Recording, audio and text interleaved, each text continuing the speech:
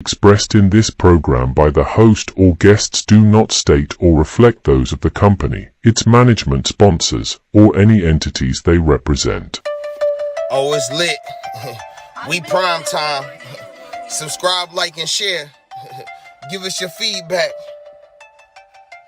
Yo, I'm Manny at the plate and Kobe off of steel. Gretzky for the goal and Brady at the wheel. I'm a game changer, the Osaka of the tennis. And breaking scoreboard, Simone of the Olympics. Defense and big business, the Mayweather who way better. From the greatness of Jim Brown, I've been down.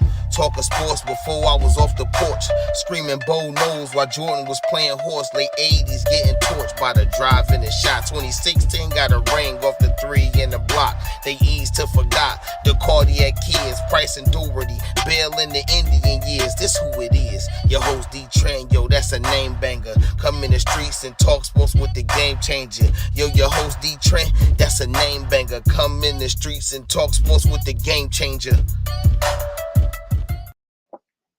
DeeTrynt, GameChanga Sports Talk, InDaStreetzSportz. Man, what's really, really good? You know what I'm saying? It's been a couple days since I talked to you. It's August 1st, 2022. The first day of the hottest month of the year. Okay.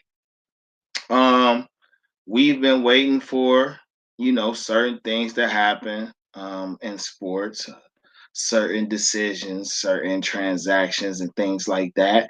And I think the day has arrived. I think we are now at that point where we know what is going on with selective situations. I know I just seem a little facetious right now. I'm just getting my share on, y'all. If anybody or wherever y'all joining in from, it's a pleasure to have you. We're streaming from all, multiple streaming platforms as usual. All right. But before I get into things that we've been anxious to hear, let me give you something that we're not anxious to say.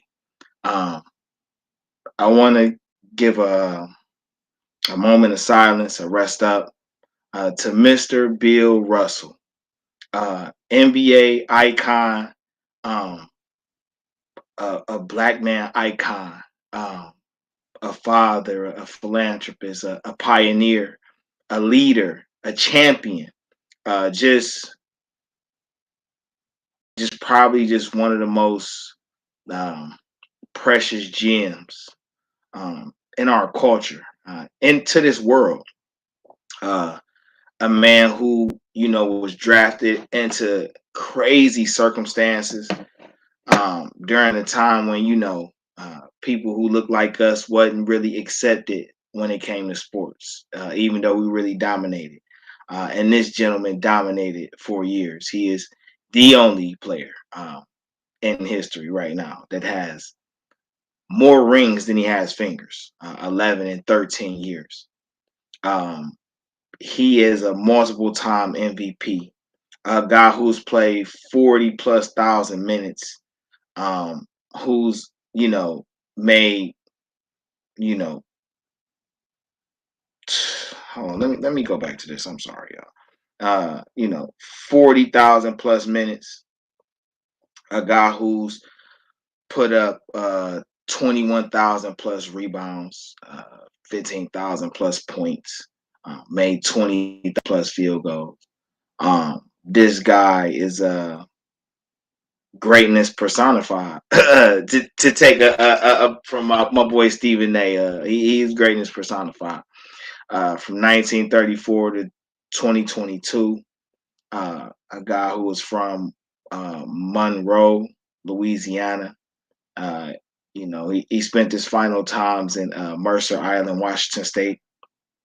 But Bill Russell was just the man's, the champions, the leader of leaders. A guy who wasn't really the most offensively talented guy, but defensively, as an anchor, as a force to be reckoned with, and could impact the game without necessarily putting it in the hoop. Bill Russell was amazing.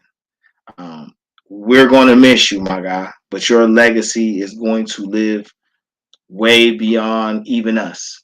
Um, you've transcended the game at that point in your life. You went against some of the best. You played with some of the best. You've tutored, nurtured, and dropped jewels on the rest. Mr. Bill Russell, it was a pleasure to have even got to live a little bit of life with you still breathing, my man.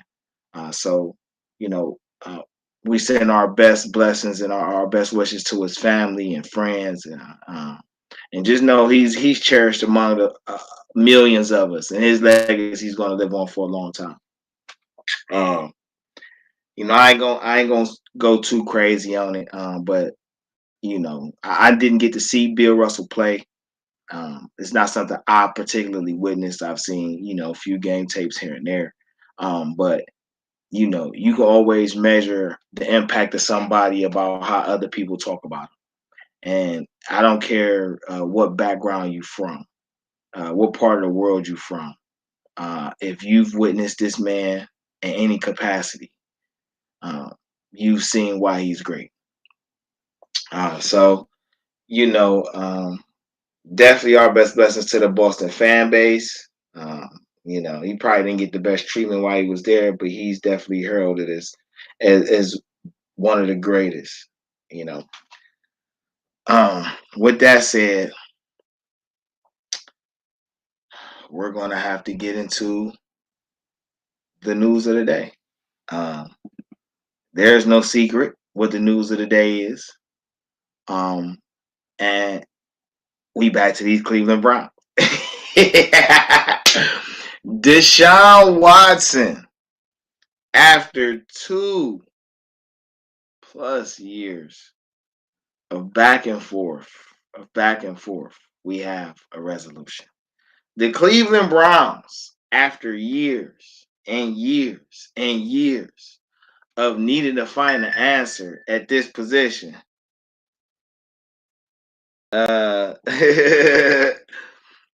at the leader of this position, we finally have an answer. So Sue Robinson, federal judge Miss Sue Robinson, has ruled her verdict. Now there were talks that she was going to rule last week, but she didn't. She ruled this week. I think she had her decision last week. She might even had her decision way before the 2 weeks she had was up. I think she extended a week to allow to see if they could hash it out themselves because she's supposed to be, like the fail safe, the last, So if the NFLPA and Deshaun Watson's camp couldn't work out some type of settlement with the owners and the NFL, whatever, then it's down to her ruling, and that's what we are. Um, the NFLPA dropped a statement last night. I'm assuming with support of Watson's cap that whatever Sue Robinson was going to decide, they weren't going to try to do any type of appeal or anything for it. And I think that's just one of those things where we just want to let this die. It's been dragged out way too long, and we need to get this thing over with. I I think she's probably informed both sides. What the ruling was going to be probably the end of last week. I would say Thursday, which is why most people thought the statement was going to come out Friday. But I think she just still gave them the weekend, and that's understandable, man. You try to give both sides a chance to hash it out on their own before you take over. So her statement, and this is from. This is the NFL statement right here. They dropped their statement first, and then she dropped hers. I'll put her statement up after the NFL. Okay. So the NFL statement is: we thank Judge Sue L. Robinson, the independent disciplinary officer, for her review of the voluminous record and attention during a 3-day hearing that resulted in her finding multiple violations of the NFL personal conduct policy by Deshaun Watson. We appreciate Judge Robinson's diligence and professionalism throughout this process.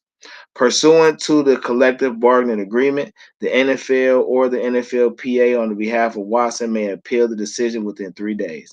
In light of her finding, the league is reviewing Judge Robinson imposition of a 6-game suspension and will make a determination on the next steps. So you as want to? I was saying, I'm about to say you want to talk wait. about that first. Yeah, I'm gonna talk about this first. Before I put her statement up. All right. Yeah. I'm gonna let you know when to put her statement up. Yeah.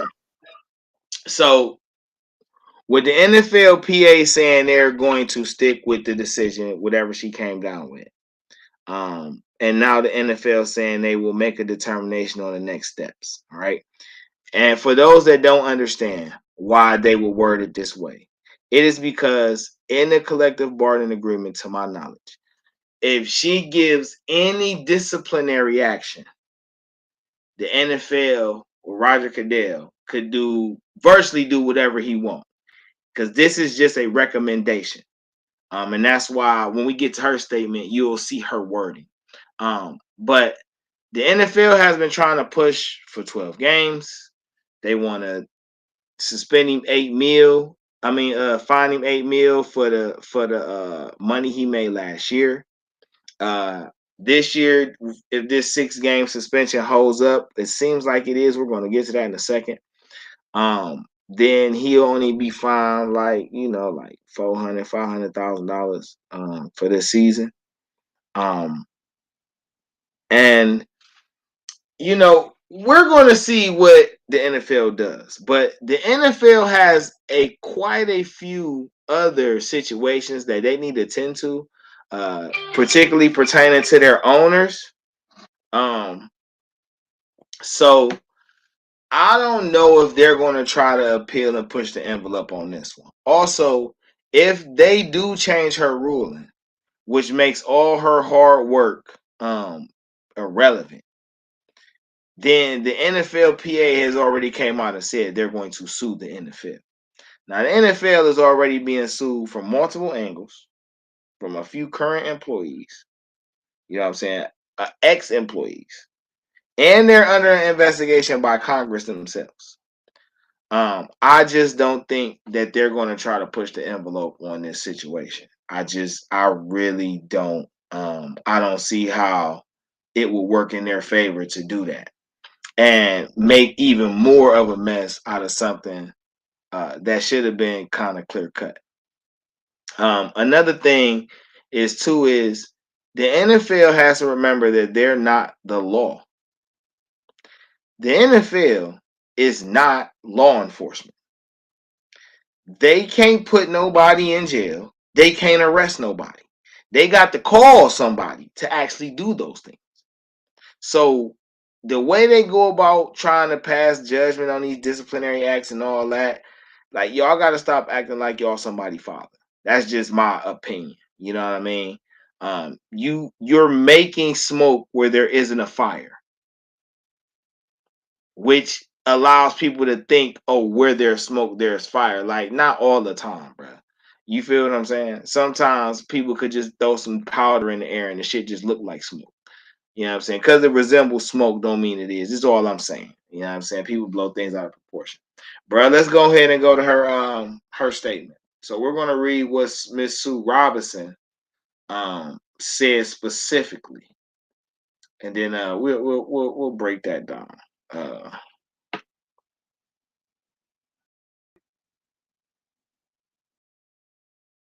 So the NFL may be a forward-fixing organization. Wait. That's not clear though, bro. Hold on. Yeah, just go on the Twitter page. I posted it on the Twitter page, so yeah, you can see it better on your phone, probably. Yeah, I'm about to go ahead and do that, y'all. You know what I'm saying? InDaStreetzSportz, GameChanga Sports Talk. You know what I'm saying? That's what we doing. Okay.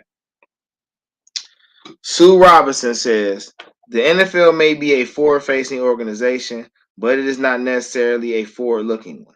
Just as the NFL responded to violent conduct after a public outcry, so it seems the NFL is responding to yet another public outcry about Mr. Watson's conduct.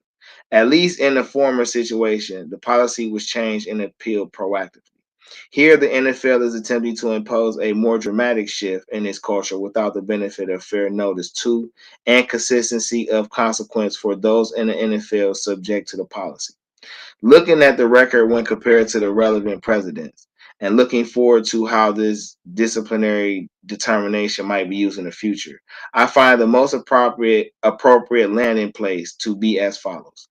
Mr. Watson is hereby suspended for 6 regular season games without pay. Although this is the most significant punishment ever imposed on an NFL player for allegations of non-violent sexual conduct, Mr. Watson's pattern of conduct is more egregious than any before reviews in the NFL. Recognizing that only discipline mentioned in the CBA is a fine or suspension, I nevertheless believe it appropriate for Mr. Watson to limit his massage therapy to club-directed sessions and club-approved massage therapists for the duration of his career, and so impose this mandate as a condition of his reinstatement. Mr. Watson is to have no adverse involvement with law enforcement or must not commit any additional violations of the policy. Okay. She said a lot right there. InDaStreetzSportz Sports, GameChanga Sports Talk with DeeTrynt. We streaming on Twitch, YouTube, Facebook, you know what I'm saying? Twitter, follow us on Instagram. First and foremost, let me say, Miss Sue Robinson was really thorough with this explanation. Okay. The first sentence, right? Let's get into this first sentence. The NFL may be a forward-facing organization, but it is not necessarily a forward-looking one. All right? Forward-facing, but forward-looking. So, to me, that says y'all can't tell the forest from the trees. All right? Which is saying, like, shots, bro. As soon as I even though y'all look, huh? I said, Say that soon again, as bro. you said that, I bust out laughing. Like, oh, she owned it. Do your thing, man. Yeah, she owned it. Like, basically, like, so that statement says that y'all are not fair with the punishments. That's what the first, y'all forward facing. Y'all looking in the right direction. Hey, listen, we ain't establishing this, we ain't letting this, we ain't doing this, but you're not setting, as forward looking, you're not setting a precedent that's consistent and worthy of being followed after. That's what I took from the very first statement of what she said. All right. Hold on, y'all. Because this Sue baby. First shout out to Miss Sue L. Robinson. We appreciate as a Browns fan, as a guy who's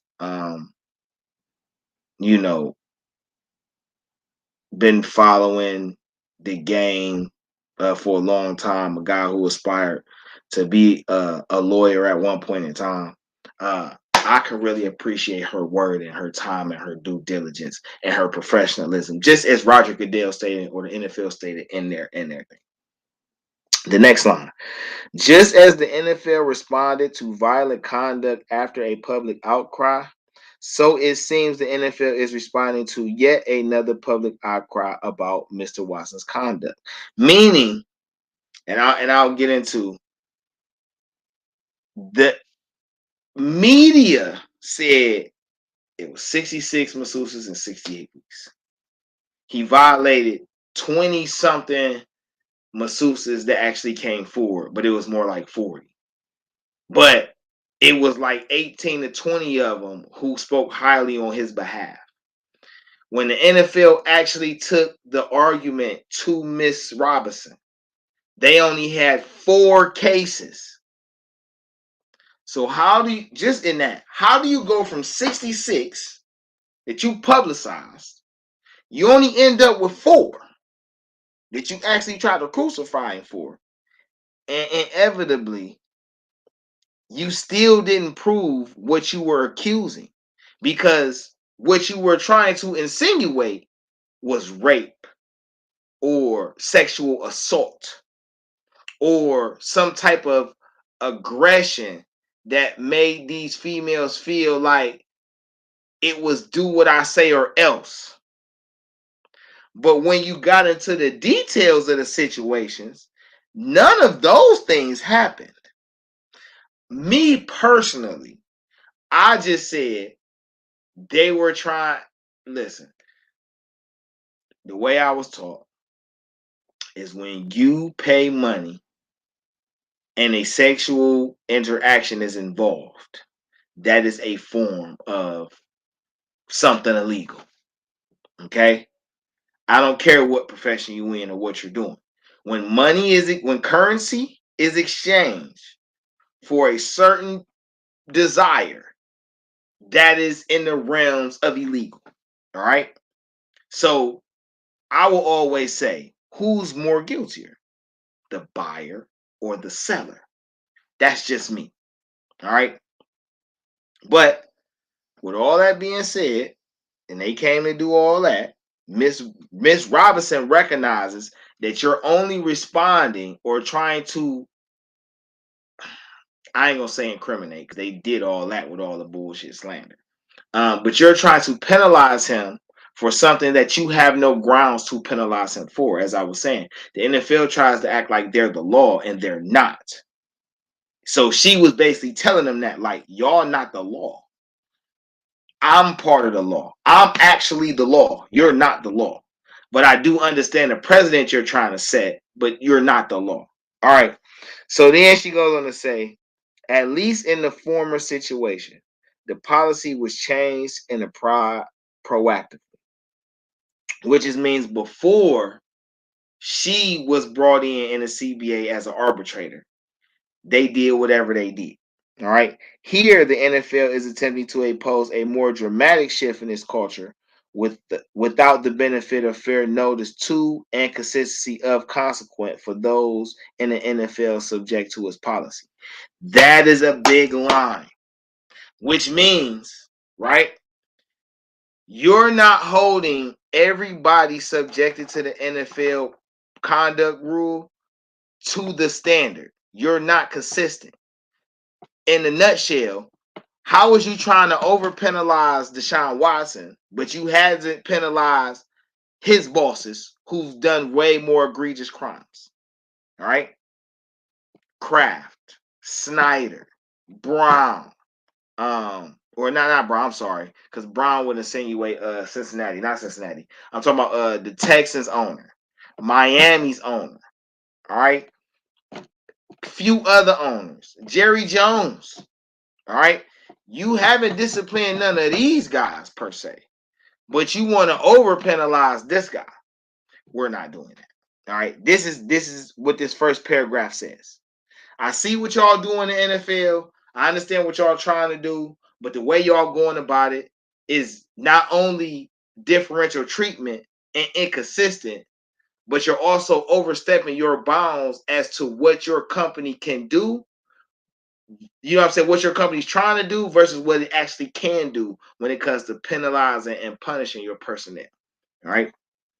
So in the second paragraph, she say, looking at the record when compared to a relevant precedent and looking forward to how the disciplinary determination might be used in the future, I find the most appropriate landing place to be as follows.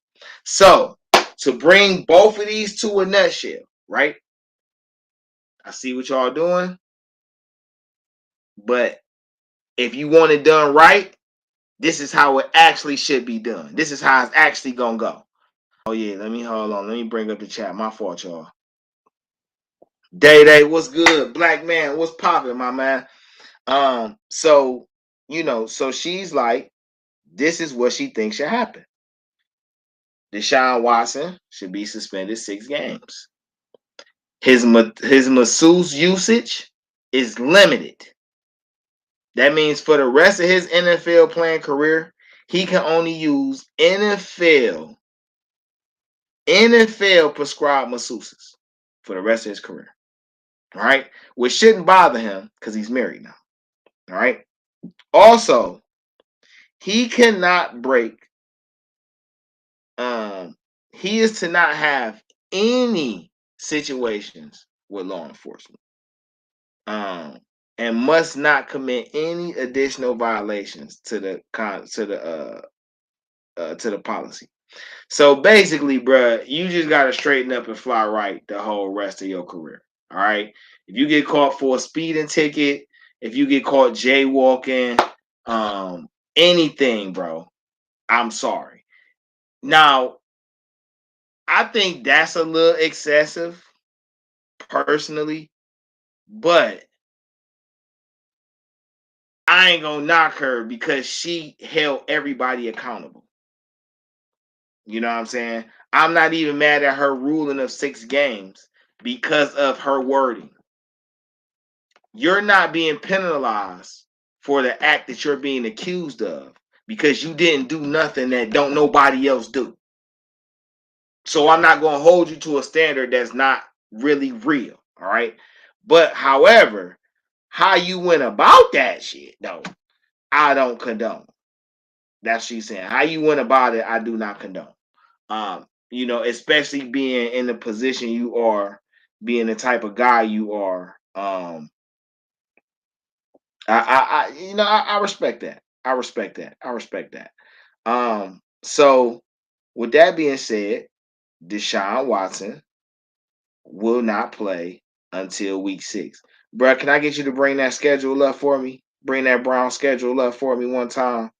And we can start talking about this because, for one, while we waiting on that, let's talk about all these people talking about some Deshaun Watson deserve a year. Deshaun Watson should get 18 games. Well, he sat out all last season, and that was 17 games. Now he's sitting out another 6 games. So that's 23 games. Now, the NFL might do some shit like still try to fine him the $8 million. But I think if they do that, it's a possibility the NFLPA gonna try to sue him. And I don't think they want that. I don't think they want no issues with the NFLPA because the NFLPA can use a lot more things to plead their case on that level than what they use with this arbitration thing. And listen, when you start messing with the federal government, bro, I don't care who you is. You don't play with the federal government, bro. They ain't FBI, CIA, federal judge. You don't play with them, bro. Because when they throw the book at you, you ain't got enough life to read them pages. Nobody has enough life to read those pages that what the federal government gonna throw at you. You feel what I'm saying? No, me just getting my share on this other media site, y'all.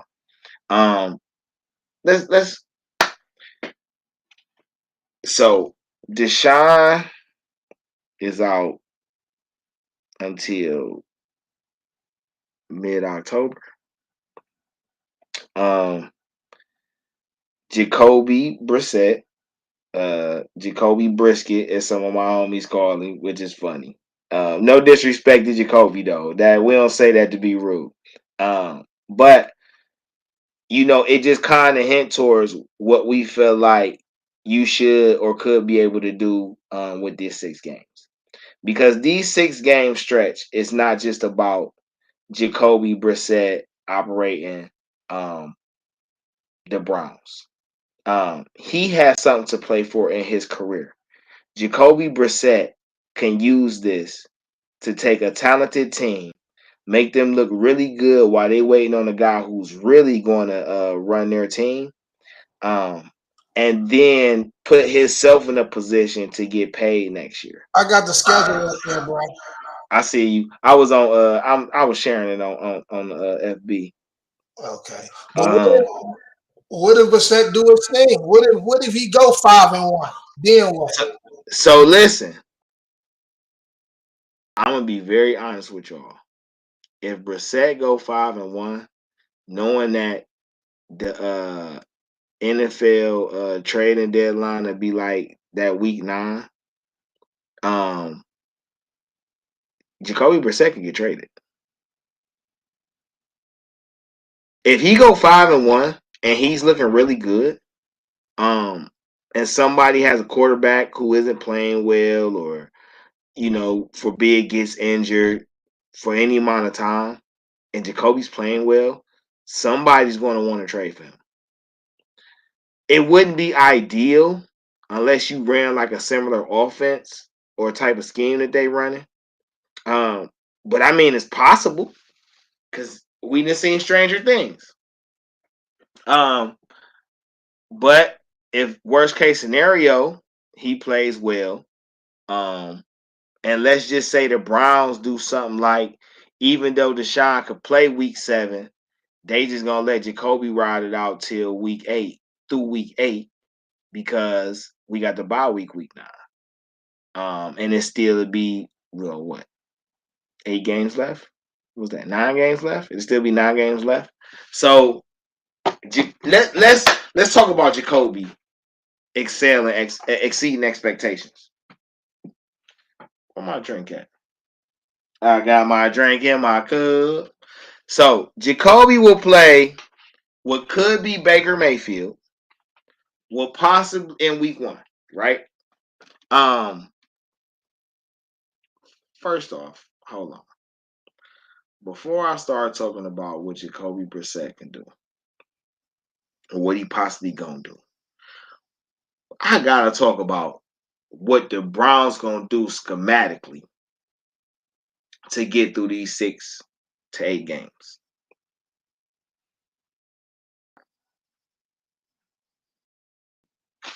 I had to take a little drink right quick. All right. So, what do we know about the Browns right now? The Browns have 5 running backs, right, who can all catch out the backfield. But at least 2 of them can actually play a little receiver out the backfield or line up as a receiver and really do damage. Why is that relevant? Well, the Browns come into training camp with 8 receivers.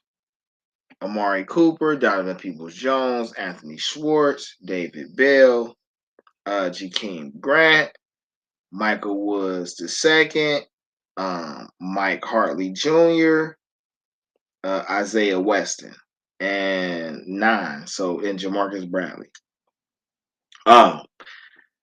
Since the day before training camp to present day, David Bell has went down, Anthony Schwartz has went down, and Isaiah Weston may be lost for the season. Now, a lot of us had a lot of high hopes for Isaiah Weston, so this could be a gift. This could be like the gift and the curse, a blessing in disguise. Not that he was injured. Hopefully his injury is not too crazy that he can't recover from. But that leaves him on ice for us at least till next season, as we see how this receiver room shape out this year. Anthony Schwartz had a sprain, so he's kind of more like day to day. But the problem with Anthony Schwartz is a lot of his injuries had him day to day last year. So seeing how he might play this year, got a lot of people skeptical. David Bell, people have high hopes for. He doesn't necessarily have to rush to come back. He has to come back all the way healthy. So when he gets acclimated, he could play. It's probably more pressure on Schwartz to show that he could play, being that this is second year in the system, versus David Bell, who just got here a couple months ago. However, with those 3 down, right? That means Donovan Peoples-Jones is number 2, and it's his position to lose.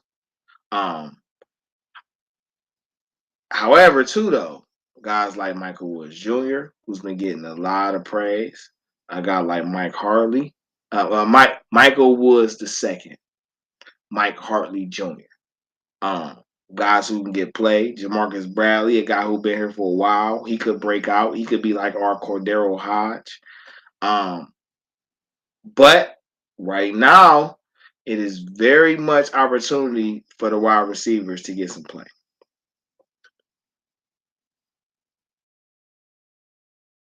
For sure, for sure. I just read this text. I'm sorry, y'all. But with the Browns having 5 running backs and the 2 tight ends they got with the 2 receivers, I want y'all to understand something. The Browns with Jacoby Brissett on this offense, we just talking about the offense. They don't have to come do nothing spectacular. Okay? The Browns have a very good running game. Jacoby Brissett is going to get easy throws. All right? What I mean is, if you watch Kevin Stefanski and how he schemes, he can scheme receivers open. All the quarterback has to do is put the ball where it need to be on time. This is it. All right? But having Jakeem Grant, having 2 running backs, having 2 tight ends, even in this wide open league, the one thing Jacoby Brissett can do, and I think you'll see a lot of, is RPOs. A lot of RPOs. Because Jacoby a big boy. He like 6'4", 6'5", like he like 230, 240. Like he a big boy. So he can run. You know what I'm saying? He can run really good. Like he ain't got the wheels, but he could definitely do damage. Also,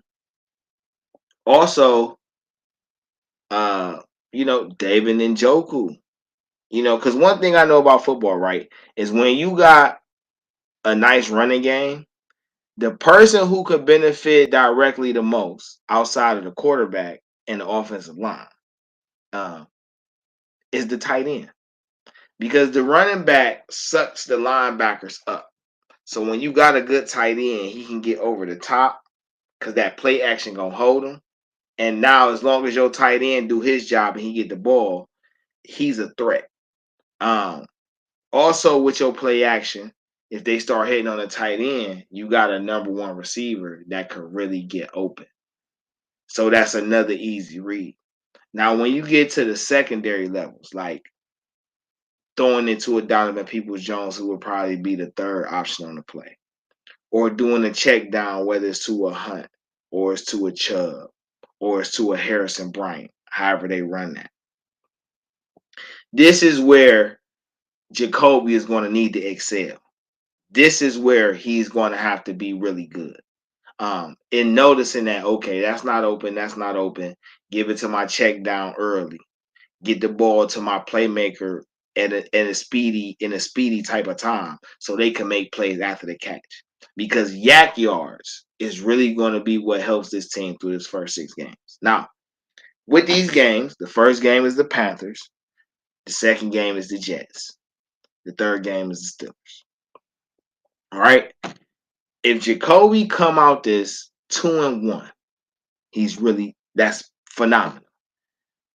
If he comes out 3-0, that's amazing. All right. It's not unrealistic. It's not why I'm wording it like that. I'm just saying from his perspective, that's great. If he comes out here 1-2, that's actually to be expected. If it's coming down to him, it's coming to be expected. If he goes 0-3, that is a problem. And that's a problem not just for him, but for the entire Browns team. None of us really expect that to happen, but we just got to put that out there so it is what it is. In my opinion, Jacoby should go 3-0. He should go 3-0. All right? He should be able to actually start off 4-0. And I'm going to tell you why. Because outside of maybe the Jets and the Steelers, nobody really has a front 7 that can really compete with our front 7 in the trenches offensively. The real game is going to be when you go against the Chargers and the Patriots. For one, Jacoby Brissett used to play for the Patriots, and that would technically could be his last game as a starter. So that'll be interesting. That'll be a good redemption game for him to get a win. However, that's going to be a tough win because we're talking about Bill Belichick team with all his defense back and some more pieces on his offense that's going into their second year together. The Chargers, who they had played the week before that, week 5, the Chargers fire. We already know what that defense do. Bosa, Khalil Mack, you know what I'm saying, J.C. Jackson, Asante Samuel Jr., Derwin James. They're just as talented as Cleveland's defense, to a large degree anyway. I don't know if they're as deep, because I don't know if anybody got the depth we got on defense, but they do have the pieces for sure. So that's going to be a real interesting game. Can Jacoby outdo Justin Herbert? I mean, right now we like, oh hell no, but we got to really see how training camp go, because let's talk about training camp for a minute. Like I say, I'm DeeTrynt, this GameChanga Sports Talk, InDaStreetzSportz. Sports. You know what I'm saying? Sending shouts out, rest ups to Bill Russell, talking Deshaun Watson verdict, and what the future holds for the Cleveland Browns right now. Beginning the training camp, I think. So previously, I was saying I wouldn't let Deshaun play the first game, but this is when I was under the impression he may only get 0 games. All right. Now you can call me delusional. I ain't tripping. I'll wear that, but I just didn't feel like he deserved no games. He already said out last year. Like I say, Sue Robinson explained it well, so I don't have nothing to, I liked it. But now with what it is, I feel like Jacoby Brissett is probably going to play the majority of the first game. Deshaun Watson might play the first quarter. I highly doubt it. I think he's going to play one possession. They're going to do him like they did Baker last. They're going to let him play one possession. And if they just so happen to score on the first play or the first 2 plays or something, then he might play 2 possessions. But, I think 5 to 10 plays is his max with that first unit, period. And then I think the first unit is still going to play with Jacoby. Now, Stefanski might do something like play a blend of first and second unit guys and let Jacoby get his feel, because in the season he's going to play with a rotation of first and second guys. That's for sure. He's definitely going to play with the first and second guys because the way the Browns utilize them, everybody gets to play at some point depending on the situation of package. But I definitely see him playing the rest, the half of the first quarter, the second quarter, and the third quarter, majority of it. Nah, because I got to remember they got Josh Rosen too. So I think Deshaun plays one series. They gonna keep the format. Deshaun plays one series. Jacoby gonna play the first and the rest of the first and the second quarter. Josh Dobbs gonna play the third quarter, and Josh Rosen gonna play the fourth quarter. That's how it's gonna go in the Jacksonville game, which is next Friday. I think next Friday, not this Friday, but next Friday. I think in the second game, I think Deshaun Watson only plays maybe a couple more plays than he played in the first game. But I think Jacoby gonna play a lot in the second game, and Jacoby's gonna play the majority of the third game. Now, the first game, because of how it's structured with only 3 games, though, I think Jacoby might only play the first quarter too.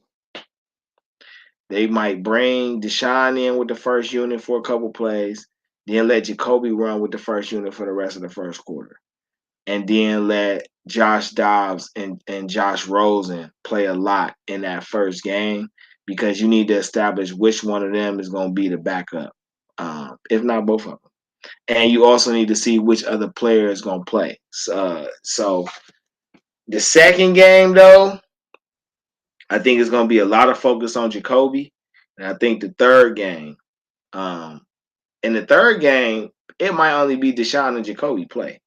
Because I think in the third game, they're probably going to run Deshaun like the whole first quarter and maybe even the whole first half.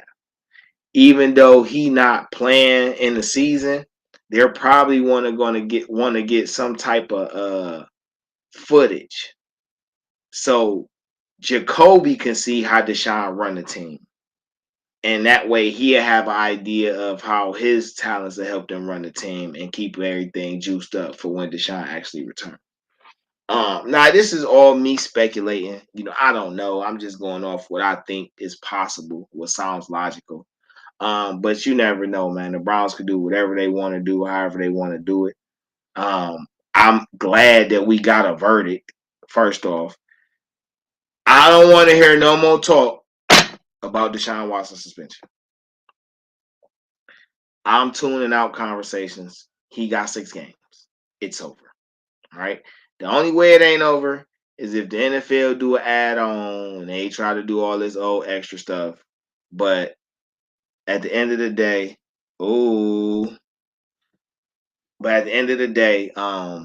it is what it is. So I want to talk about this defense. Hold on right quick though, y'all. Hold up.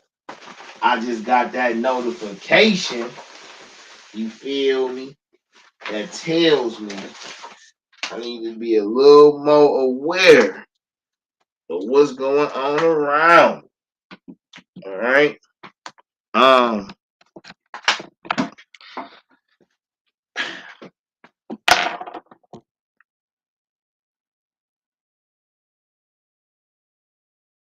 I gotta say this again though. Before I start talking about the Browns defense, I gotta say this again. Miss Sue Robinson, thank you. I just feel like I need to say this. Thank you. From a genuine diehard Browns fan, thank you. Thank you for your explanation. Thank you for your due diligence. Thank you for your wording. A lot of people, perception is everything. But if you understand what she wrote, she held everybody accountable to the degree that she could for the positions she's in, with the respect to her profession, her pedigree, and her role in this situation. I just want to say thank you. I feel like I feel like you did an amazing job, personally. Browns defense, which is gonna have to carry the team. Why do I say that? Because the offense, right, with Jacoby ain't gonna get a lot of respect in the first couple games unless he come out and ball out. So it's gonna be a lot of tension on the running backs. You know what I'm saying? That offensive line. And we gonna see how the receiving, how the passing game is elevated, and how the play call differs. But that defense is gonna have to show up from go. From go. The first 2 games, I ain't gonna say they gimme games because everybody in the NFL is tough on any given Sunday. But those are 2 games where the opposing offense should look non-existent. So there are going to be a lot of eyes on defensive coordinator Joe Woods for this first third of the season. All right, and I'm gonna say third because it's 18 weeks. For this first third of the season, you're gonna be under a lot. I'm talking about all eyes on you, bruh. Myles Garrett and Davian Clowney in year 2 has to hit the ground running. You know what I'm saying? That secondary in year 2 has to look formidable. It should literally come down to how the linebacking core and how the defensive tackles play around the stars around them. And a lot of that is going to have to do with how Joe Woods calls the games. And what I'm specifically looking for is allowing your defensive playmakers to impact the game. Whatever schemes you run should include a Miles getting to the quarterback, a Jadeveon playing cleanup, a JOK and Jacob Phillips being able to play in space with alongside John Johnson III, a Grant Delpit, a Greg Newsome, a Greedy Williams being able to cover whoever alongside Denzel Ward. You know, I want to see a more aggressive Sione Taki. I want to see a more explosive hitting Anthony Walker Jr. These are the things I would like to see highlighted in these first 6 games. I want to see it in training camp, but training camp don't count for the stat. So, I want to see this when the regular season hits around for sure. And I feel like those first 2 games give you a lot of leeway to take a lot of risk in the beginning of the season. That's when you want to take your risk. So that way you got footage to look at throughout the duration. You know what I'm saying? Not Amar Rashad though. Okay. So listen, I'm excited. Browns open up against Jacksonville preseason, August 12th, down here in Florida in Jacksonville. It's very possible I could be at the game. I don't know yet. We're gonna see. But I'm excited, bro. I'm excited. You know what I mean? No more suspension talk. We all talking football. Let's see what the Browns do with the receiver.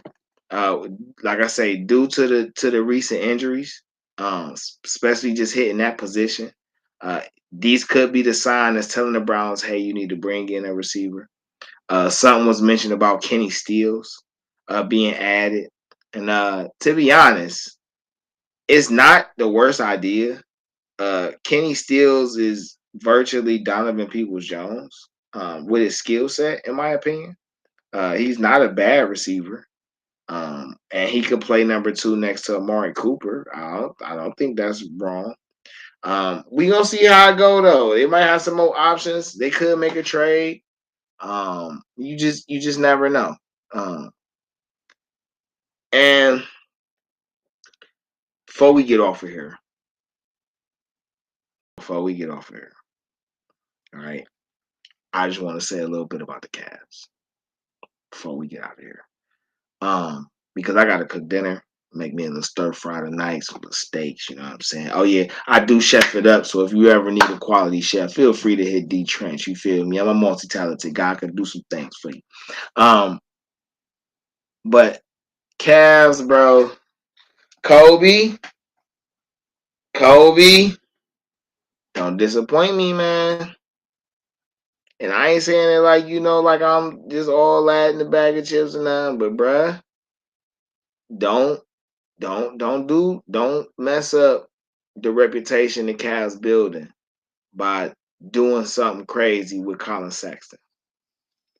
I don't like how they using their leverage against him, but I like calling it fair on both sides. And I can't help but keep remembering the fact that the Cavs was willing to pay Colin Sexton $20 million a year last year. And he could have got that easy before last season started. And he would have came in this year and it just would have been what it was. Yeah, Garland would have got more than you, but you still would have got your 20 mil. You know what I'm saying? And I think ultimately, worst case scenario, sign a 2-year deal for like 26 million, 27 million. Do that. It's a 2-year deal. You can ask for the player option on the second year. You know what I'm saying? If you like how the Cavs running it, you could come running back and do it like that, or you could opt out and go get your money elsewhere. But at least it leaves you with a guaranteed salary for next year and the option to get more if you want to do something different. And that's what I think. Do the 2 year, do the 2 year, $26 million, $27 million deal. Do that. You know what I'm saying? That way you still get some bread, because you can't not get no bread. That's the one thing I'm stressing. Colin, you cannot come out of this with no money. 7.2 is not it. Where this picture come from? I'm not liking how they left my man's up out of there, but I don't know what official site it came from. I don't know. Colin not on the poster.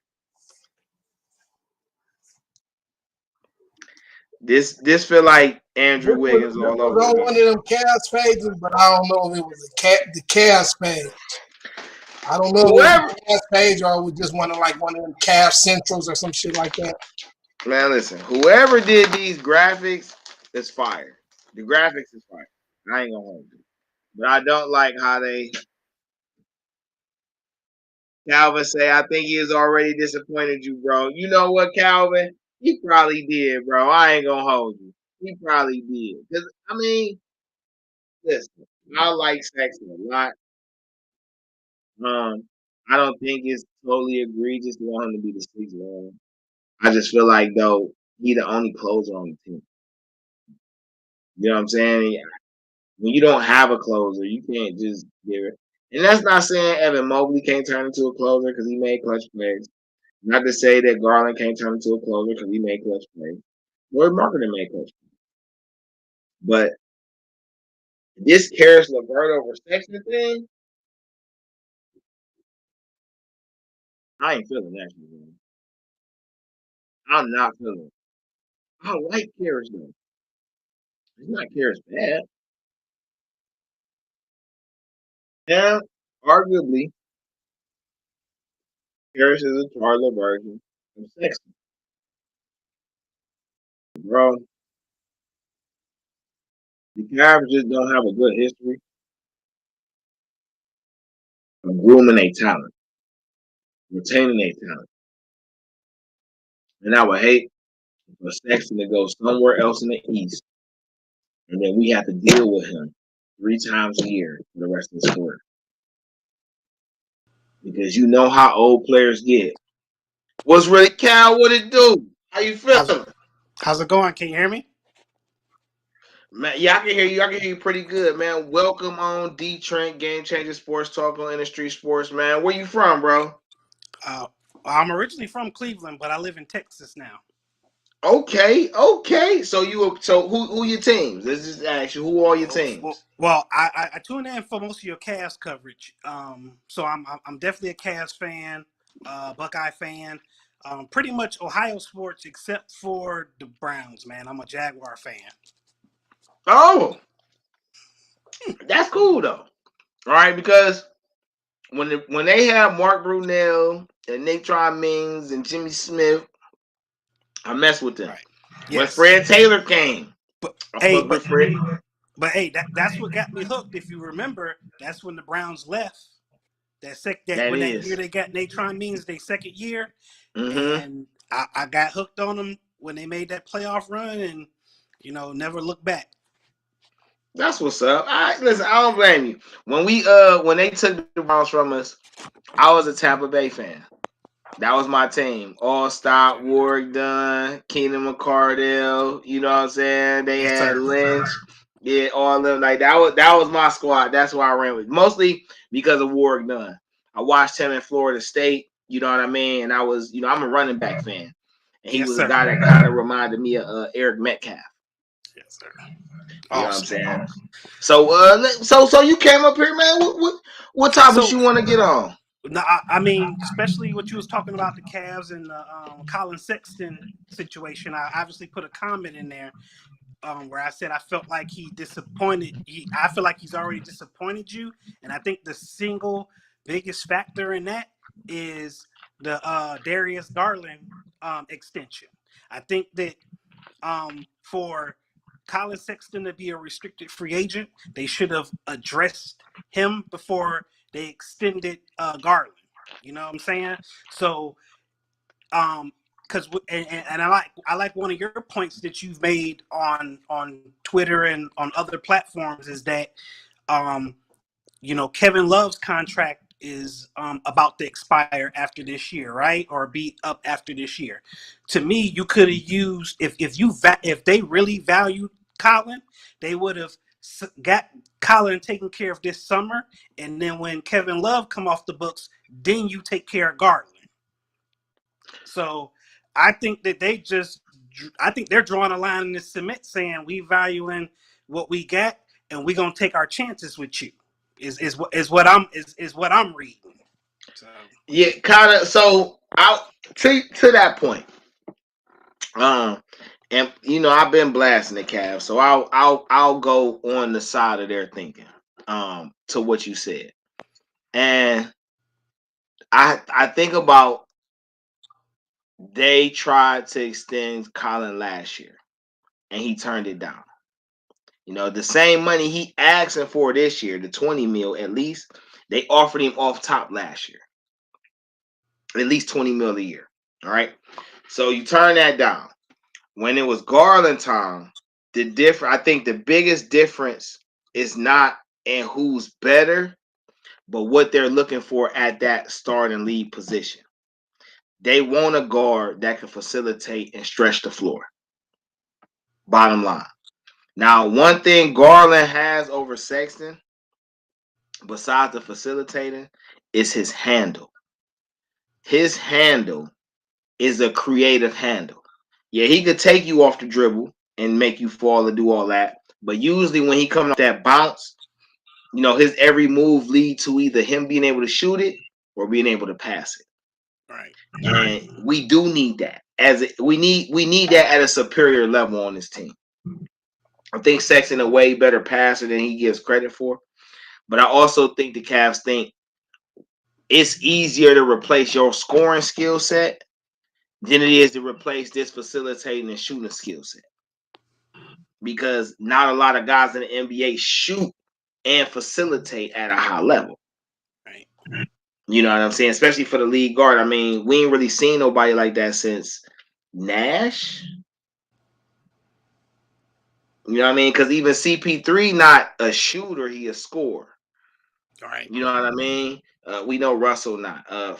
Curry a shooter, but he's not a facilitator. Right. Dame, you could probably put Dame in there, but yeah, Dame a better facilitator than Curry, but he not. Who can I think of right now? He not Trae Young. I think of Trae Young. Right.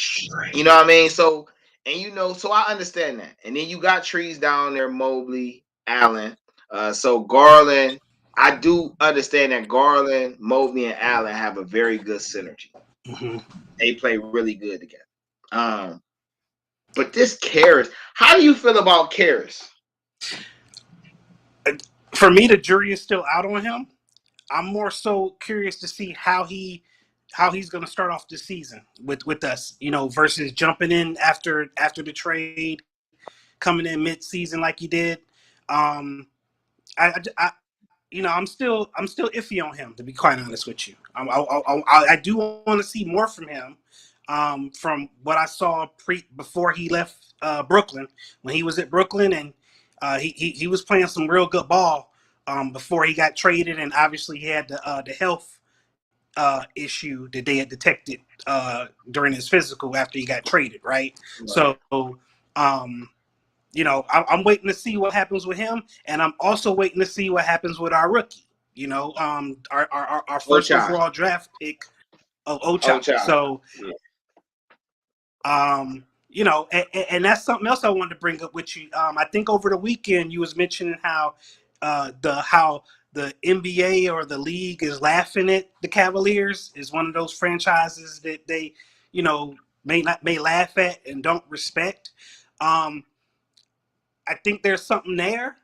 but I also want to see a franchise make, I'm going to say make tough decisions. You know what I'm saying? Colin Sexton scored almost 25 points a season. What? I'm not sure what year it was, but I do know he averaged 24 and a half one year, right? So for me, I feel I'm going to say a previous regime in Cleveland would have been like, no, we can't let him go under any circumstances. You see what I'm saying? I want to see a franchise make tough decisions, even though it may not be Sexton, but I want to see them do that. You know what I'm saying?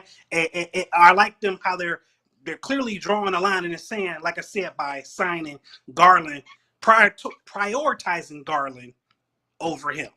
And also, the dynamic is at play is that they both got the same representation. They're both represented by Clutch Sports.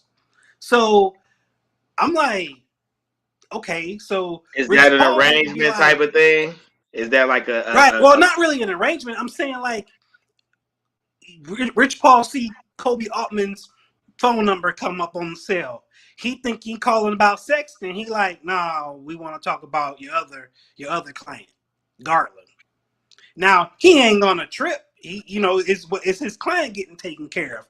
But I just kind of think that if I'm Colin, I'm pissed. I'm pissed at the team I play for, because in my mind, if I'm him, I should have been a priority. If you really value me, I should have been a priority. So that's what I'm saying. I think they drew the line in the sand, and they're telling him in so many words, we don't value you like that. We don't. You know what? It's hard to debate that. You know what I mean? Because of the actions they've shown, and the way they're going about it. But I think, me personally, I think it's more about timing and previous decision making versus this is how I truly feel about you. And what I mean is, have Sexton played all the last year, we're probably in the second round of the playoffs. And we're having a different conversation about how Garland and Sexton can play together. We're having a different conversation about what the role is on the team. One of the biggest issues with the Cavs is only 3 people have a definitive 4. No, 5. No, 4. 4. Only 4 people have a definitive role. Garland as the shooter and facilitator from the point guard. Evan Mobley as the future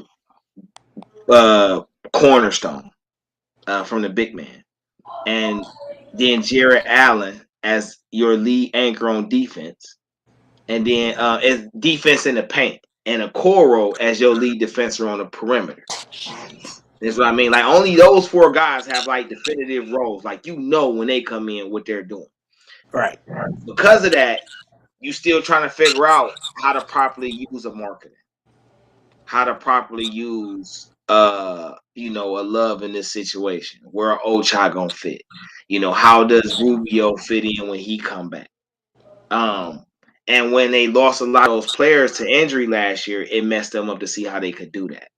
So I'm saying, like, the timing of it compound with his decision to not take the extension last year. And then this offseason, majority of the league being strapped for salary cap cash, just play more into the Cavs' leverage. Gotcha. You know what I mean? And we talk about setting precedents. And Kobe Altman has been a tough negotiator since he's been here.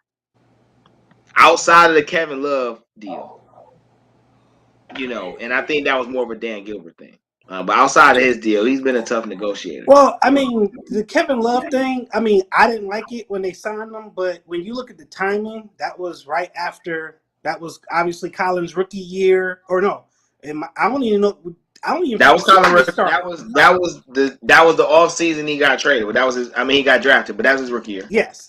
So I think that I think Dan Gilbert wanted to reward Kevin Love, was like, dude, I'm going to extend you. You know what I'm saying? Like, this is what I'm going to do. But obviously, I think that was made obviously before the team we have before us today. You know what I'm saying? Because I think that Kobe Altman wasn't the GM, but I'm pretty sure they wish they had that flexibility, salary cap wise, today. You know what I'm saying?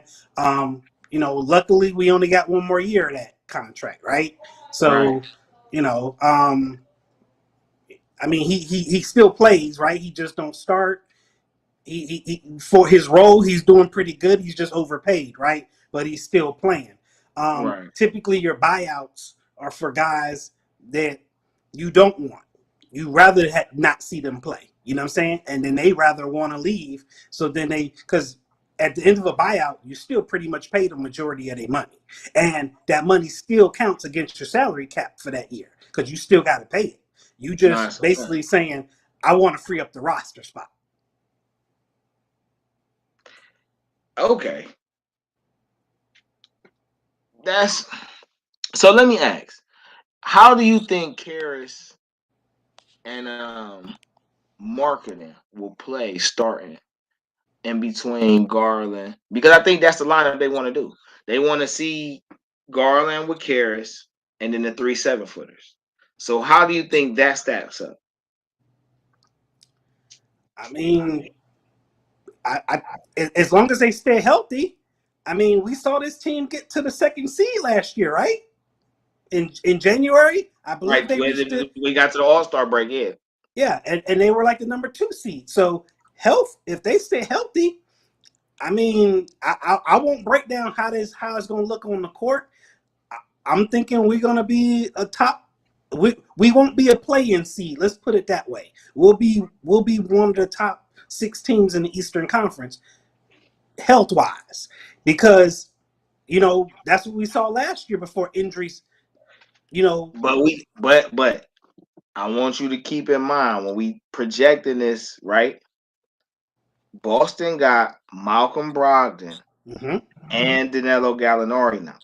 Gotcha. Philly got PJ Tucker, Right. DeAnthony Melton now. You know what I mean?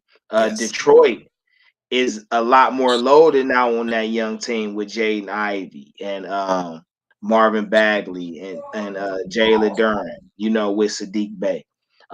Milwaukee is still formidable, and Chris Middleton gonna be healthy this year. You know what I mean? They brought Mm-hmm. back Bobby Porter, so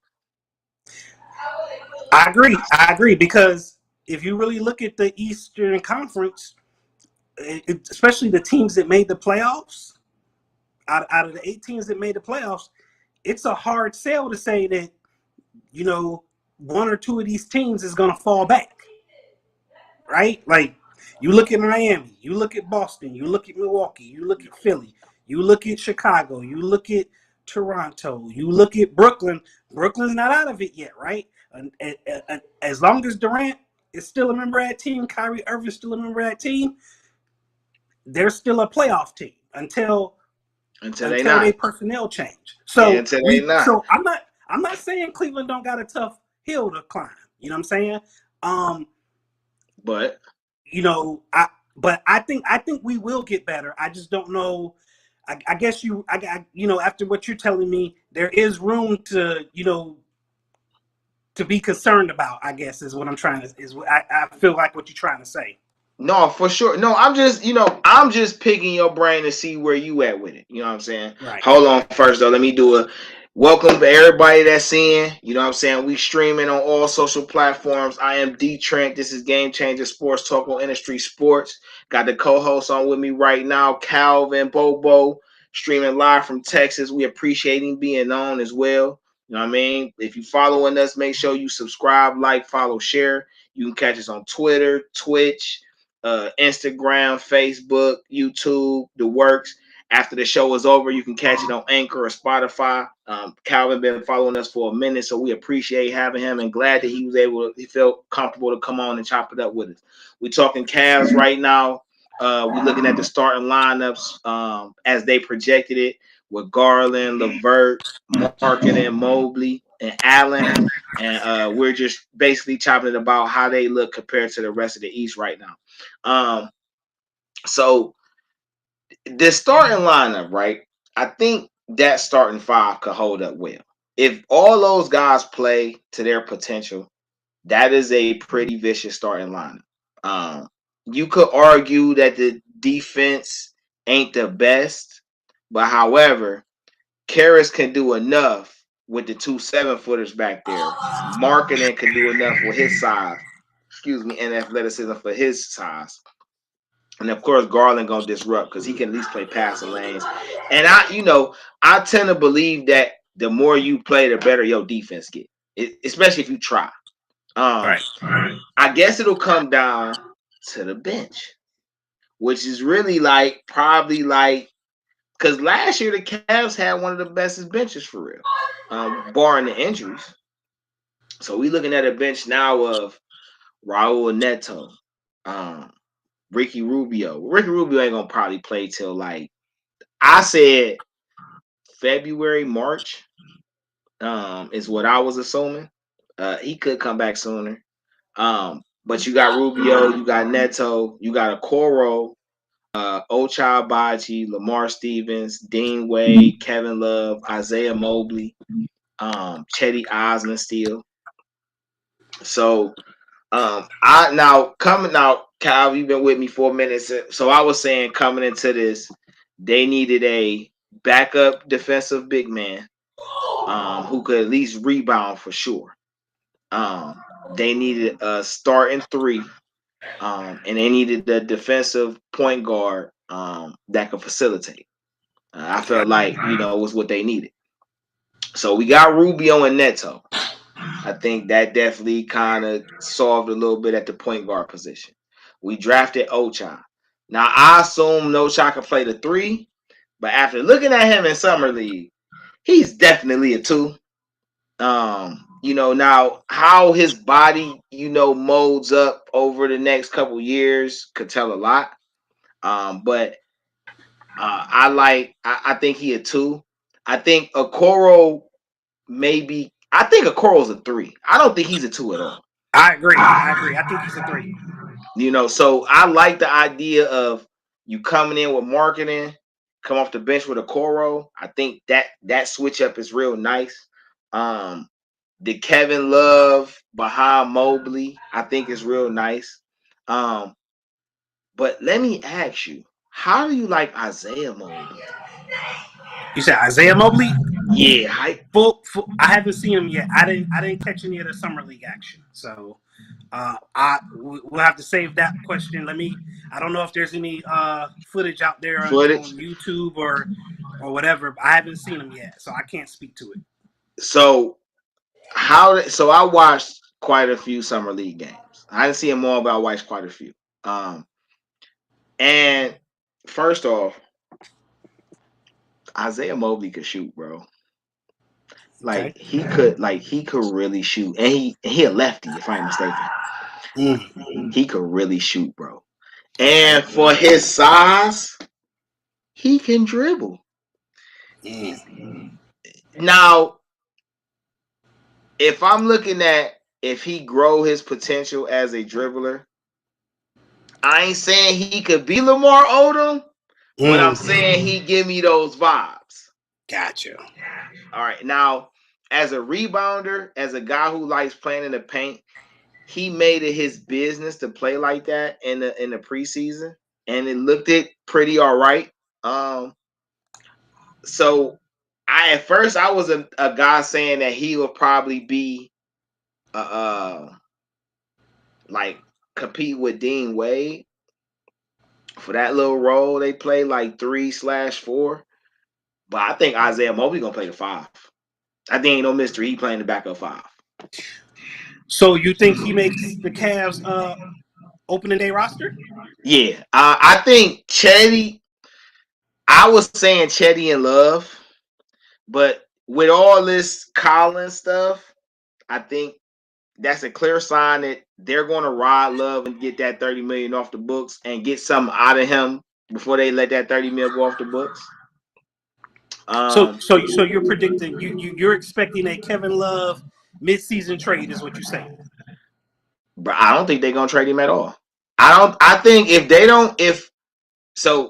this is my Love dependent circumstances. what happens with the major names? If Durant gets moved, Kyrie gets moved, Russell gets moved, then there's a good chance how Hollywood set trip and say Evan Mobley a dog and he keep getting better.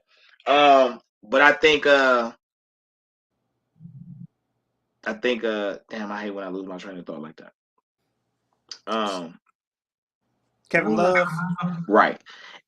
Once the big names start moving, then there's a greater chance for him getting moved because I'm pretty sure he wants to win now. But I think that's contingent on him doing a restructure of his deal that spreads it out, still gives him money, his money that he was gonna get, and give him a couple extra dollars. So in my mind, if he did he broke his 30 million down into a 3-year deal that ended up being like 45, and you break his 30 mil salary down to 15 million a year over 3 years and give him an extra year, I think that works a little better. You know what I'm saying? I don't think. I'm gonna pause you on that because I don't think we've ever really encountered those type of restructures in the NBA. This isn't like the NFL. No, because he only got 1 year left. This is the only season, so they're not going to restructure it and basically rip it up and spread it out over 3 seasons. I don't think that works in the NBA collective bargaining agreement. Ain't that when they traded for Chris Paul? Ain't that what they did to Chris Paul? Who? Chris Paul. When he got his extension. Which trade you referring to? When he just went to Phoenix. No, he signed an extension. He signed an extension with them. That's the difference. Okay. Yeah. No, that I appreciate that, Kyle. That's the difference. I got you. I'll follow. Okay. Well then, yeah. So let me just go ahead and be straight. If he don't get traded before in these next couple weeks, Love ain't getting traded because that 30 million coming off the books is just more valuable to the Cavs. I feel like the only way Kevin Love is going to get traded is if a playoff team encounters an injury in their front court and they need a player like Kevin Love. It's going to have to be somebody that's going to really value him and want him for their stretch run. I think that's the only way he gets moved. Now, I don't think the Cavs are still moving in that. I don't think the Cavs move him in that move. You don't think so? Yeah, because $30 million back to your cap is way more valuable than any trade they can pull off. Yeah, but you can let them. You can trade them for somebody else expiring or a draft pick with the trade exception. I mean, there's a few tricks they can pull. They don't necessarily have to pull all 28 million back, and it's gonna carry over beyond next season. I get what you're saying. If that's the case, if a deal doesn't work that way for them to free them up the cap space, then yeah, I think they will hold on to him. I do agree with you on that front. And I say that because let's just say Colin signs the qualifying offer, right? So you got Love 30 million or his 29 plus million. Chetty Osman 9-10 million this year. Karis LeVert's 19 million and Sexton's 7 million will all come off the books. So we looking at $70 million in cap room potentially, plus whatever the salary cap increase is. So potentially the Cavs looking at $100 million in salary cap room with a $40 million salary that's gonna kick in that season, but they still got everybody bird rights.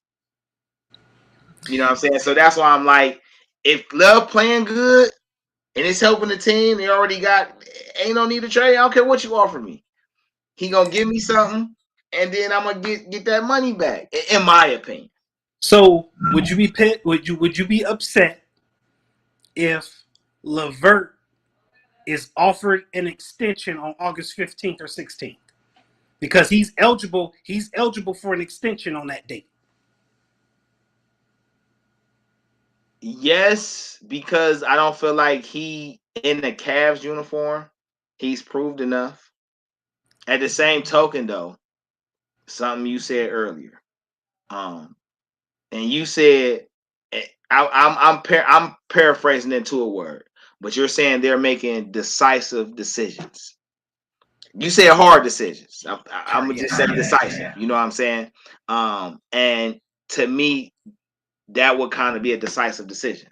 Like I got Mobley knocked in for the next 3 before I got to resign him. I got Allen next in for the next 4. I still got Garland locked in for the next 5. I still got Marketing locked in for the next 3. So if I want to lock Karras in for at least the next 3, because this the rotation I want to see, then I ain't mad at that. You know what I'm saying? Because that's, to me, that's telling me you know what you want to do. You have roles for these players. Gotcha. Do I like the fact that it leaves out Sexton? Hell yeah, I like the fact that it leaves out Sexton. But like you said, you're showing a mature franchise. You're showing some growth and leadership and some understanding of what you want. So I could roll with that. But if they give him like $100 million, oh man, I'm bringing out my pitchforks. Y'all tripping, bro. No, you gonna get him no $100 million. You feel me? Right. What other Cavs topics you want to touch on? Because I'm definitely enjoying your presence up here, my guy. It's nice. I appreciate that. Thanks, man. Thanks for having me. I'm glad you got this open forum. This is pretty awesome to, engage with people all over the world, if for that matter, if needed be, right? Yeah. But man, I mean, it's the off season. I mean, we gotta wait for some more moves to transpire. To see, how things look. I'm surprised. Well, I'm not gonna say I'm surprised, but I think we would get some more clarity if there was a team that was serious, and when I mean by serious, by extending Colin Sexton offer sheet this offseason to make sure to really challenge the Cavs and really find out how the Cavs value him, right? If somebody signed him to an offer sheet for, $22 million per for 3-4 years, what are the Cavs just gonna let him walk for nothing? The Cavs gonna match it. The Cavs gonna match it. Okay. See, so him and DeAndre Jordan was in the same draft. I'm sorry, DeAndre Ayton. Him and DeAndre Ayton was in the same draft. DeAndre Ayton was number 1. Colin was number 8. That's the Luka Doncic, Trae Young, Shai Gilgeous-Alexander, Michael Porter, Donovan Mitchell draft. All right. And I felt like DeAndre Ayton's situation was kind of exactly what's going to happen to the Cavs, because the Cavs cannot let him walk for nothing. You know what I'm saying? I'm with you. They can't let him walk for nothing. So if somebody would have came and said, we're going to give you $22 million, then that would have told the Cavs what his worth is to the league, which might would have told them, okay, we may need to reevaluate. Let's go ahead and match this and see if they're going to trade, or see if they're going to work a sign and trade. But because nobody did, and I think Utah, I really think Utah could potentially do it. I think if they move Donovan Mitchell, they could potentially go at the Sexton, because I feel like they two in the same player. Okay. I agree with you, except for the notion that they can't let Colin walk for nothing. I think they can. They'll have to prove it. And it could come back to haunt them, right? And what I say by that is, Colin only played 11 games last year, right? Got hurt in November. We reached the 2 seed till other injuries caught up with us, right? I saw a wild stat on Twitter. I don't have it in front of me, but our record with Darius Garland, our record with and without Mobley, and our record with and without Jarrett Allen. And to me, those 3 are the keys to the success of this team next year, health-wise. If those 3 dudes play 70-plus games, regardless of if Sexton's on the team or not, everybody else going to have to step up. I think this team, if somebody steps up, whether it's LeVert, whether it's Ochoa, the wild card could be Isaac Okoro, whoever, right? Somebody is gonna have to step up, and we won't even think about Colin Sexton. If we're in the playoffs, we not gonna play what if. We're not gonna go, man, what if we had Sexton? I'm not saying nobody will. If you're a true Sexton believer, you like Sexton, you may like, man, we could have been better if we had Sexton. But if we in the playoffs and we show that we're better, I think that validates letting them walk. Because my thinking is, if he shouldn't be in a free agent status. I think that's the risk right there. I think that's the letting him be a restricted free agent is saying, yeah, we don't value you at the price you want. So we're going to let you go out there and flirt. You know what I'm saying? If they don't reach an agreement and he signs that qualifying offer, like during training camp or whatever, and he plays under that that qualifying offer for the season, he is going to be an unrestricted free agent. At that point, we're definitely not getting nothing for him. Now, could they sign him at the trade deadline? I guess that's a possibility, right? So speaking on that, right? Because you brought up two things I wanted to segue to, but I'm gonna hit your latter one first. Do you think Colin should play on a qualifying offer and bet on himself again in this system? Because I see Colin as a starter, but it's a good chance that a lot of teams see him as a 6-man. So do you think it serves him to just showcase that regardless of what, I could play team ball and let his value increase from there? Or I feel like I gotta answer your question with the question. Okay. What NBA franchise would sign a player to be a 6-man at $20 million a year? That doesn't. Well, that okay. So with that question, hold on. Before you answer though, I'm not saying that it hasn't happened, but what I'm saying is, all I'm saying is that, because I guess what I'm trying to say is, if he don't perform and he becomes a 6-man, then that is what it is, right? That's because the player just didn't live up to that contract. But you're saying that there might be teams that view him as a 6-man. That means they feel he's a 6-man right now on their team. And I'm just asking the question, that's not worth paying somebody close to $20 million or more per season. Well, I can't agree with that, because Anthony Simons for Portland is a 6-man, and he just got $25 million a year. Is he still going to be a 6-man? Isn't he slated to be the starting 2 guard? You know what? He may be, but hey, he better be for $25 million. He best be starting. So listen, right? I don't look at it like that, because I'm a role guy. I like people having defined roles. All right. And with this new CBA or this new CBA for the NBA, an NBA team has to spend so much money of the salary cap. Gotcha. Yes. They have to. And it's steadily increasing. So yeah, Jordan Clarkson and Kyle Kuzma as 6-mans make about 13 and 14 million a year. But on their next contracts, that's not what it's going to be. They're going to get about 20 million a year, because the salary cap going to increase. They're going to have to spend so much money. You know what I'm saying? Gotcha. 20 million a year for a 22-year-old to be my 6-man for a few years, and when he come off this contract, he's going to literally be in his prime. I don't see nothing wrong with that, especially when I know, bro, on my team, you're going to play 30 minutes. I know for a fact when I need scoring, you're going to play. When I need to close the game, you're going to play. So you're getting paid for your role and not necessarily what I'm labeling you as.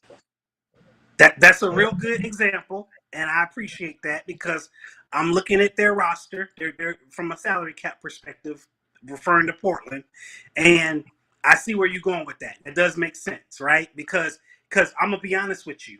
When I look at this lineup, I see Lillard, I see Simons, I see Jeremy Grant, I see Nurkic, I see Josh Hart, I see Gary Payton II. So this is my thing about wait. So with Simons, right? We know for a fact that Simon's not a defender. He a scorer.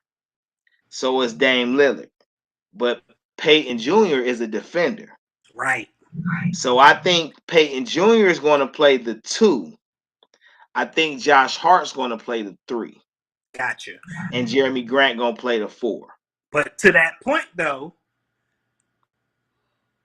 I can see Simons starting, but I can see Gary Payton finishing the game from a defensive standpoint. And plus, he used to playing that 6-man off the bench. Well, he getting like 3 years, $28 million. That's definitely bench money. So that's bench money. I agree. But what I'm saying is, if for some reason Gary Payton's exceeding his value, and what I'm saying is, if he's showing that no, you need to put me on this court as much as possible, I feel like he can steal minutes from that dude. From Simons? Yes. Yeah, because I think Simons is like the heir apparent. Gotcha.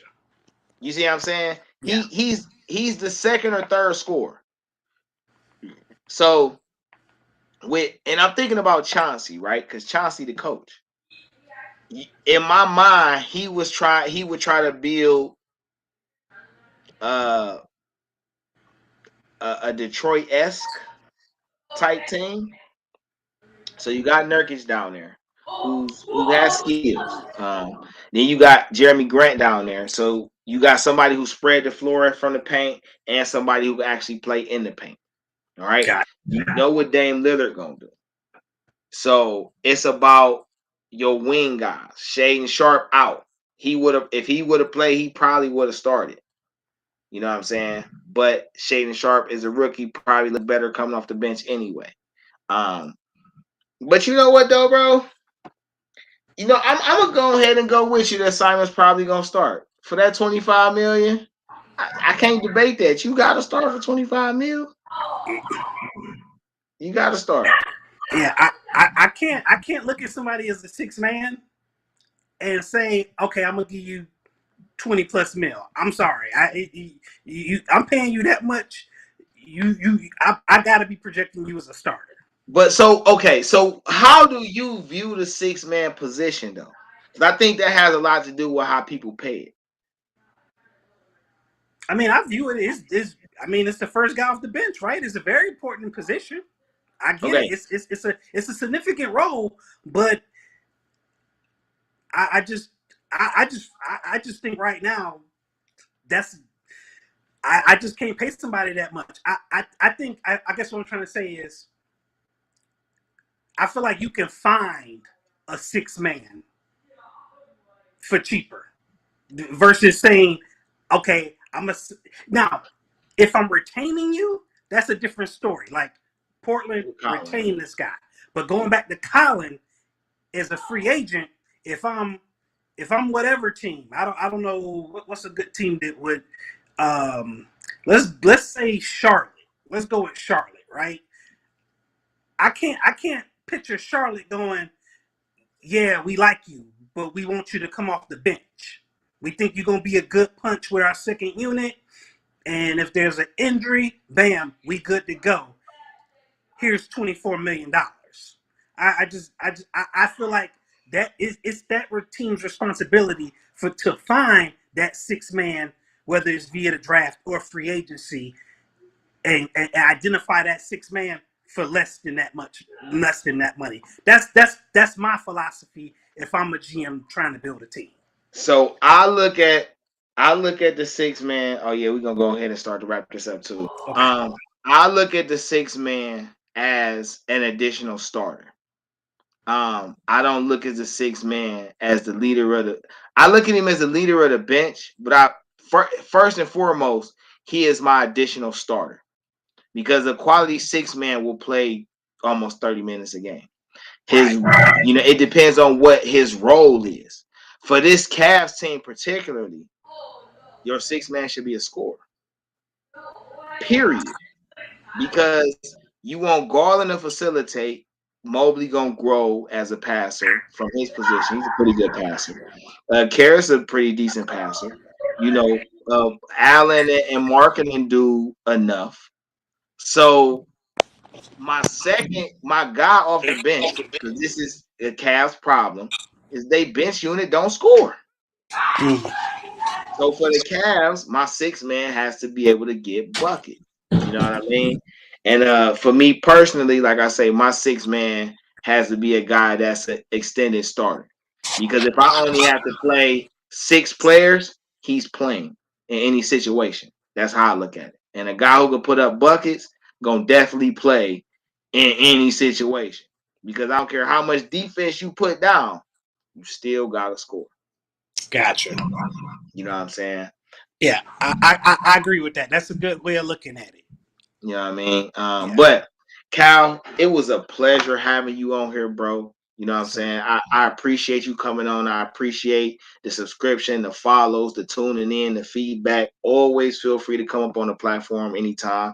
You can inbox me or send if you got some subjects and stuff or tag me. Feel free to do that, bro. We can chop it and you know what I'm saying? Bring that to the platform too. No doubt. And make sure y'all follow my man Calvin. Whatever platform he on that you seen, make sure you follow him. You know what I'm saying? Show him some love. Thank you all for tuning in today. DeeTrynt, GameChanga Sports Talk on InDaStreetzSportz. Like I say, when we stream live, we stream on all social platforms. That's YouTube, Twitch. We on Facebook, Twitter, and Instagram. Post show, you can catch the recordings posted up on Anchor, Spotify, Google Public, Google Podcasts, Radio Public, and various other streaming platforms. It's a pleasure to have y'all. It's always a pleasure to have y'all. Please be careful. Love, stay in touch with your loved ones, man. You know what I'm saying? The world crazy out here. Make sure, if you got people you ain't touched base with in a minute, man, hit them up. See how they doing. You know what I'm saying? You never know what's going to go on in this world. But I want everybody to stay safe, stay blessed. And I look forward to chopping with y'all next time, man. Yeah? All right. All right. Have a good one.